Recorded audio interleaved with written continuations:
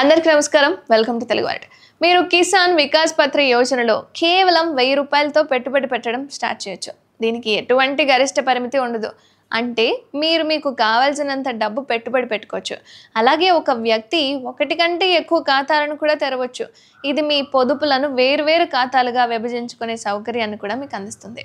అయితే కిసాన్ వికాస్ పత్రలో అత్యంత ప్రత్యేకమైన విషయం ఏంటి అంటే దాని చక్రవడ్డీ.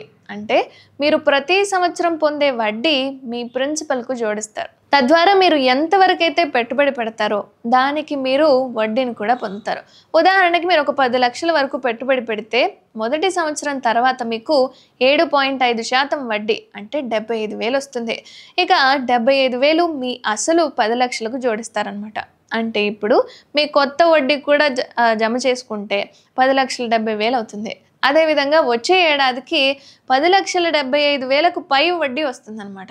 ఇక నిరంతరం కొనసాగుతూనే ఉంటుంది. దాదాపు 9 సంవత్సరాల నెలల్లో మీ మొత్తం 20 లక్షలు అంటే రెట్టింపు అవుతుందన్నమాట. ఈ స్కీమ్ పూర్తి వివరాలు ఈ వీడియోలో పూర్తిగా తెలుసుకుందాం.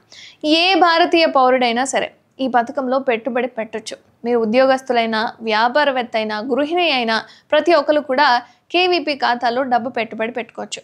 అలాగే తల్లిదండ్రులు 10 సంవత్సరాల కంటే ఎక్కువ వయసు ఉన్న తమ పిల్లల పేరు మీద ఈ ఖాతాను తెరవచ్చు.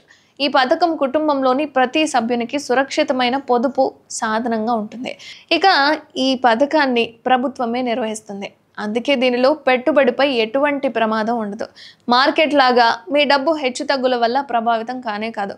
సురక్షితమైన పెట్టుబడిని కోరుకునే, అలాగే స్థిర రాబడిని ఆశించే వాళ్ళకి ఇది ఒక మంచి ఎంపిక అని చెప్పుకోవచ్చు.